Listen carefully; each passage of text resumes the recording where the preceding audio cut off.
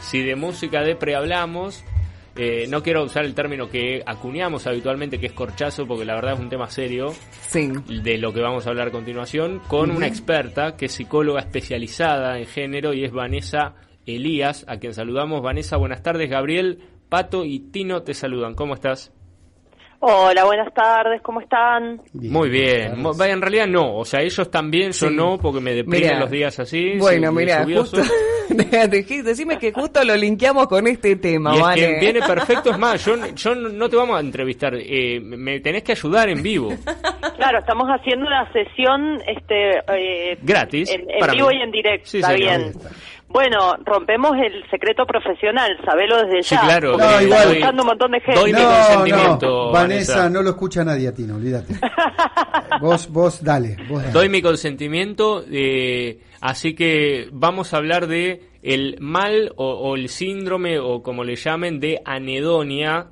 Yo conozco la palabra por una canción de Charly García, pero para vos significa otra cosa, que muchos confunden con depresión, ¿no es cierto? Pero quizás sea solo un estado de anedonia, estamos leyendo.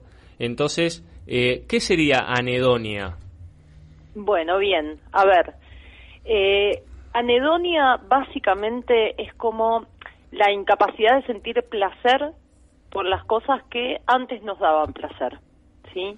Es una palabra que viene de hedoné, una palabra griega que significa justamente placer, ¿sí? Y tiene que ver básicamente con esto, y se confunde, como decían recién, muchas veces con la depresión. O sea, la gente, vamos a hablar de la gente que nos está escuchando, ¿sí? Que no la conozco, ya sé, pero vamos a hacer una generalidad. Y pensemos que tenemos como un uso popular de muchos términos psicológicos que en realidad casi siempre están mal aplicados. Entonces solemos decir, estoy depresiva o estoy depresivo, cuando tenemos estadios de tristeza o de falta de entusiasmo, de placer prolongados, y es peligroso eso porque nos identificamos con un diagnóstico que tiene un contenido complicado, ¿viste? Tiene un contenido social, popular, muy pesado, y que muchas veces nos tira más abajo. Entonces, por ahí tener en cuenta que la anedonia es un estado emocional que nos sucede a la mayoría de las personas en distintos periodos de nuestra vida, y que tenemos un montón de herramientas para transformarla y para salir de ahí. Me parece que es por ahí el principio de empezar a tener un poco más de liviandad a la hora de vincularnos con nuestro mundo emocional. Bien, o sea que en principio lo que estás diciendo es no hace falta que nos preocupemos demasiado o que dramaticemos tanto, sino que es algo que nos puede atravesar a todos, este estado de anedonia, de sentir que no encontramos placer en las cosas que antes sí. Absolutamente. En principio te diría que dejar de preocuparnos y empezar a ocuparnos, ¿sí? También reconciliándonos con la realidad de que la vida emocional, el mundo emocional no es una línea recta, porque un poco también hay como una creencia popularizada de que la felicidad es un estado como un continuo, ¿viste? Como un lugar al que llegamos y queda ahí paralizado. Y no, o sea, la felicidad es una construcción dinámica como cualquier otra emoción. Entonces va a ir fluctuando, y eso no quiere decir que sea necesariamente infeliz, ¿sí? O sea, puedo tener un día en donde mis emociones fluctúan 4 o 5 veces, que nos pasa, de hecho, cuando registramos la emocionalidad, nos damos cuenta de que por ahí te levantás de mal humor, entonces decís, bueno, me levanté enojado, y al mediodía, no sé, te encontraste con alguien que te divirtió y entonces ya te sentís más alegre, y después a la tarde, no sé, recordaste algo que te generó angustia, y viste, y es parte de lo esperable de cada día. ¿Y por qué nos pasa esto? O sea, ¿por qué no nos pasa que no encontramos felicidad en las cosas que antes sí? ¿Y cuánto debería durar ese estado de anedonia para que sea algo... Que no lo padezcamos. No, claro. Para que sea algo preocupante, o en todo caso algo de lo que ya tengo que ir a ocuparme. Claro, bueno, por eso les decía, no preocuparnos, sí ocuparnos. O sea, en principio, para mí es fundamental siempre consultar con alguna terapeuta, algún terapeuta, para descartar que la anedonia no sea un síntoma de algo mayor, porque puede ser un síntoma de una patología mayor como la depresión, como la esquizofrenia, como muchas otras, ¿sí? Claro. ¿Por qué nos pasa? Mira, nos pasa porque nuestra vida es dinámica, ¿sí? No tenemos mucha conciencia de qué implica esto, pero esto implica que vamos cambiando y transformándonos constantemente. Por lo tanto, es muy común que lo que ayer me daba placer, hoy no, o que lo que antes me gustaba, hoy no. Nos pasa con mil cosas, nos pasa con la música, con la ropa, con cosas que por ahí la vivimos con más naturalidad, ¿sí? Y otras que nos preocupan, pero que en realidad simplemente pueden ser un síntoma y un síntoma me refiero a informativo, ¿no? O sea, es algo que me está informando que estoy en otro momento de mi vida. Claro. Y que entonces tendré que buscar otras cosas que me den placer. Claro, estaba pensando en eso. ¿Cómo haces para diferenciar en esto que vos decís, que hay que ocuparnos, ¿no? En un estado de anedonia, a ya cuando el mensaje empieza a ser claro en esta información que te baja diciendo no me siento bien en este lugar, por ejemplo, en el laburo, en el trabajo? Claro, bueno, a ver, esto está buenísimo el ejemplo que das, porque es muy importante diferenciar cuando lo que me pasa en un ámbito puntual o con una persona específica, ¿no? O en un espacio específico que habito, o cuando esto me pasa en todos los lugares que habito y con todas las personas con las que me vinculo, ¿sí? Uh-huh. O sea, es muy distinto decir, por ejemplo, la verdad no soporto más mi laburo, no quiero trabajar más ahí, no me siento feliz, bueno, pero entonces ahí hay una mala relación con el espacio laboral y trabajamos específicamente en eso. No necesariamente quiere decir que esté sufriendo un momento de anedonia, ¿sí? Ahora, si lo que me pasa es que me cuesta encontrarle el sentido a la vida, vamos a poner entre comillas, ¿no? Como cuando entramos en esos estados medios existenciales, ¿viste? Sí. Que decís, nada me da placer, nada me motiva, nada me gusta, me da igual si me levanto o no me levanto. Bueno, entonces es también aprender a convertirnos en nuestras amigas, en nuestros amigos, y hacer ese recorrido que haríamos con un ser amado. A ver, ¿cuándo empezó esto? ¿Qué lo disparó? ¿Qué me sostiene en ese estado? ¿Sí? ¿Qué es lo que me está pasando? Quizás simplemente estoy cambiando la piel, ¿no? O sea, me estoy transformando. Entonces hay como una muerte de una identidad para que se construya una nueva. Esto nos pasa todo el tiempo, ¿sí? O sea, todo el tiempo hacemos duelos las personas identitarios. Lo que pasa es que mayoritariamente son inconscientes, no nos detenemos a pensar que estamos atravesando un duelo, claro. ¿Sí? Por ejemplo, nosotras somos todas personas adultas, sí, acá hablando. Entonces, podemos tener registro de que de cuando éramos niñes a hoy, ha habido todo un tránsito de un montón de duelos, ¿no? Pasamos por un montón de identidades que hoy no están, porque no tengo la identidad de cuando era niña, ni la identidad de cuando era adolescente, ni me gustan ni me convocan las mismas cosas. Sí, tal cual. Vanessa, y vos como psicóloga, ¿qué es lo que te dice una persona que siente esto, que está atravesando el complejo de anedonia? ¿Qué es lo más común escuchar? Por ejemplo, no le encuentro sentido a la vida, me falta tiempo, siento que no me rinde el tiempo para hacer las cosas que me gustan o lo que elijo. Bueno, vos sabés que es interesante esto, la falta de tiempo te diría que es algo que nos está atravesando a la mayoría de las personas. También hay un montón de cosas que se potenciaron mucho más a partir de la pandemia, ¿viste? Pero no es una de las características de la anedonia. Te diría que más bien la anedonia tiene que ver con eso, con no le encuentro sentido a nada. Todo lo que antes me motivaba y me daba placer, ahora no. ¿Qué hago? Bueno, este suele ser como el motivo de consulta, ¿no? Claro. O sea, y el miedo a la depresión, ¿no? La mayoría de las personas se autodefinen así, te dicen, creo que estoy depresiva, ¿no? Claro. O depresivo. Lo diferencia de la depresión por ahí, en la depresión el estado de angustia es lo que predomina, a diferencia de esto, que por ahí no tiene que ver con un estado de angustia, sino con desgano, sino con una falta de incentivo para hacer las cosas. En realidad, angustia podemos encontrar en la anedonia y en la depresión también, ¿no? La angustia te diría que es una de las emociones más intrínsecas en nuestra condición humana, que más atravesamos.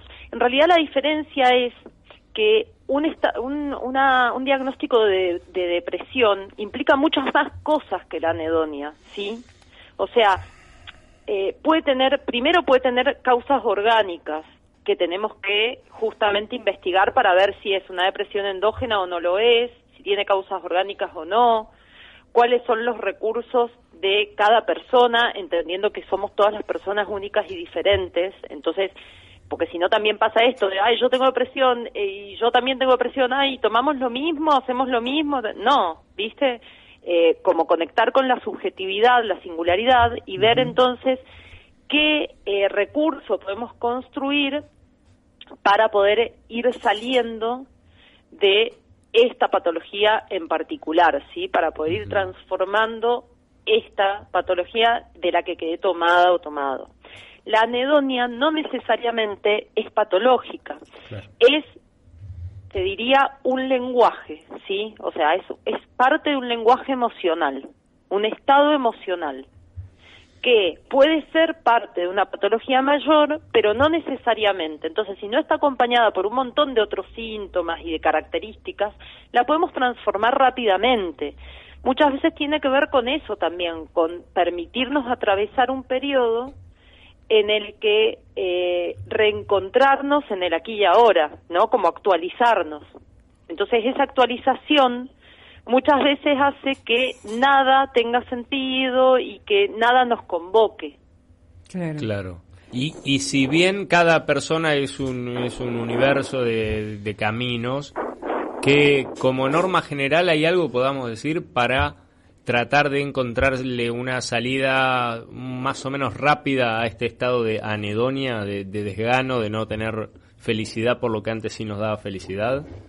Sí, totalmente. Mira, yo creo que hay un ejercicio, por ejemplo, yo trabajo un montón, que cualquier persona puede hacer y que siempre le va a dar herramientas, que es el siguiente: tener un registro diario de las emociones que he ido sintiendo a lo largo del día. ¿Y por qué? Yo sé que parece por ahí algo muy simple y hasta de colegio primario, pero de verdad que es muy importante, porque vivimos en una vorágine cotidiana que en general lo que hace es mantener a la mente tan ocupada que tiende a ser un reduccionismo peligroso del mundo emocional. Entonces, yo suelo dar este ejemplo. Vos venís y me pedís una consulta, ¿sí? Y yo te pregunto, bueno, ¿y qué tal tu semana? Y vos me decís, un desastre, la peor semana de mi vida. Entonces yo te pido que me empieces a contar desde el lunes, ¿no? Supongamos que es un viernes. Y vos decís, bueno, no, el lunes estuvo tranquilo, hice esto, el martes también, me sentí así, el miércoles también. El jueves tuve una discusión tremenda con mi vieja, nos dijimos cosas terribles, no nos hablamos desde ahí, me siento súper mal, no sé qué. Y hoy es viernes, ¿no? Tu semana entonces no fue un desastre. Del lunes al miércoles tuviste buenos días. El jueves sucedió algo sobre lo que tenemos que trabajar. No podemos reducir la semana a ese solo hecho, porque entonces reafianzamos el malestar y nos olvidamos de todo lo que sí nos generó placer, entusiasmo, ¿sí? Entonces empezar a tener un poco más de conciencia sobre nosotros mismos, nosotras mismas. Lo que estás diciendo es registrar que sí hubo momentos en donde sentimos felicidad y encontramos placer, solo que por ahí ponderamos aquello malo en lugar de ver lo bueno. Claro, porque hay como toda una educación que nos va seteando para focalizar en esos lugares, ¿viste?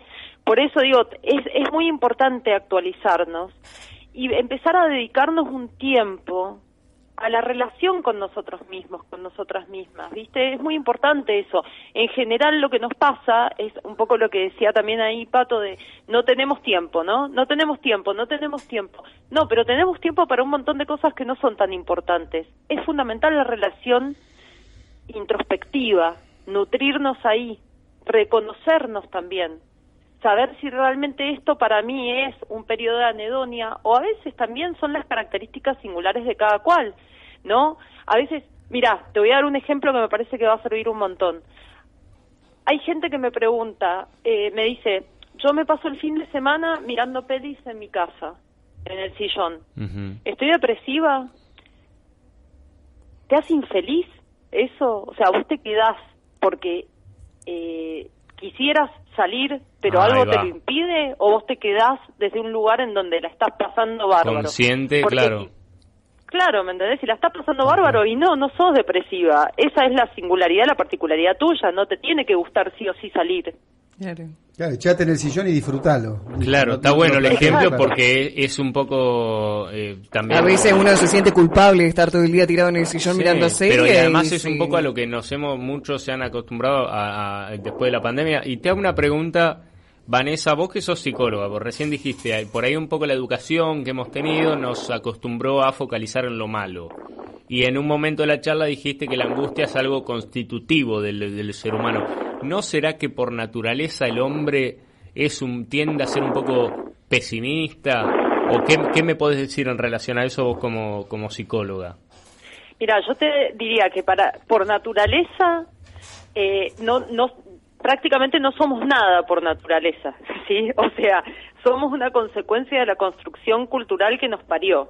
Las personas respondemos a esto. Por eso, de hecho, hay ciertas patologías que solo existen en algunos lugares del mundo, o fenómenos, ¿no?, que se dan en algunos lugares del mundo y en otros no. Entonces, no por naturaleza. Sí hay, creo yo, una intención, te diría, de generarnos angustia constantemente, ¿no? Se volvió también como una garantía de ciertas cuestiones, a nivel político, a nivel social, a nivel económico, hacernos creer que necesitamos hasta depender de una pastilla, ¿sí? Entonces, digo, la angustia se empezó a filtrar en nuestro cotidiano y lo fuimos naturalizando, pero no quiere decir que sea natural per se, ¿sí? Sino se fue naturalizando como se fueron naturalizando los ritmos impuestos, esto de no tener tiempo para nada.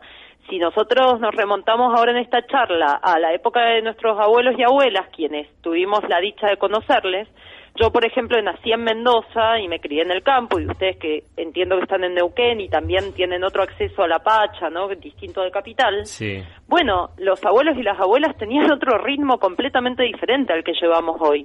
Sí, totalmente. Sí. Y la angustia no existía como existe hoy. O sea, yo no recuerdo a mi abuela así de angustiada como veo a la gente cotidianamente, ¿entendés? Sí, claro. Entonces, hay muchas cosas que operan para generarnos niveles de angustia que después se traducen en anedonia, porque nos cuesta encontrarle el placer a las cosas. Claro. Porque, claro, no tenemos tiempo para disfrutarlas, ese es el tema. Hacemos un montón de cosas, pero tan rápidas todas que a duras penas nos dedicamos el tiempo para disfrutar de. Sí, es verdad, y nos deja pensando, Vanessa, son 2:30, ya tenemos que mandar las noticias, pero está hasta para seguirla, para una parte B, Totalmente. Porque creo que el que no se identifica con esto no es humano. Totalmente. Digamos, a todos nos pasa, ¿no? Yo la verdad, qué sé yo, estoy podrido, Vanessa. No, pero bueno, tareita para llevar. Cuadernito todos los días antes de ir a dormir y manifiesten sus emociones. Claro, desde el momento que se levantaron hasta que se acostaron y hagan un análisis, un balance semanal. Por ejemplo, a la noche, Vanessa, ¿no? O sea, cuando termino el día. Mirá, te voy a dar otro tip también. Ese lo haces durante el día. De hecho, si me decís, por ejemplo, no, pero no tengo tiempo para anotar, viste el tiempo, pero son cosas que escucho. Bueno, grabalo en el teléfono, grabate un audio, ¿viste? Y mandátelo. Y me voy a hacer un grupo de WhatsApp de esos donde estás vos solo que se llama Anedonia. Exacto, sí, ese. Y otra cosa que pueden hacer es, te levantás y te preguntás qué quiero hoy. No, que quiero, viste, un crucero en el Caribe. Bueno, no, el dólar está muy caro. ¿Qué quiero hoy? ¿Sí? ¿Qué quiero hoy? Puede ser comerme un chocolate, tomar unos mates en la playa, ir a la plaza un rato, hacer un picnic, no importa, ¿entendés? Pintarme las uñas. ¿Qué quiero hoy? Y a la noche te preguntás si te diste lo que querías o no. Y si no te lo diste, escribís por qué. ¿Por qué no te estás dando lo que querés? Bien. ¿Qué es más importante? Bien, tremendo. bien. Tremendo. Vanessa, has sido muy, muy generosa, muy gentil con tu tiempo y tu conocimiento. La verdad, muy interesante escucharte. Así que te mandamos un gran saludo y te agradecemos mucho de parte de todo el equipo. Bueno, un abrazo grande a ustedes y muchas gracias por la invitación. A vos, Por favor, Vane. a vos, Chao, un chao. abrazo grande. Buena semana. Chau, Ahí chau. está, Vanessa Elías, psicóloga y especialista en género, hablándonos de este mal o este complejo de anedonia. A mí me que es dejó algo pensando, ¿eh? parecido a la depresión, Sí. pero no es depresión. No es depresión, no es depresión. Parece- La pero encuentran no es. en las redes como licenciada Vanessa Paola Elías, psicóloga con perspectiva de Ya la género. googleaste, Pillín, Sí, vamos a acercar más de uno, va a acercar su consulta.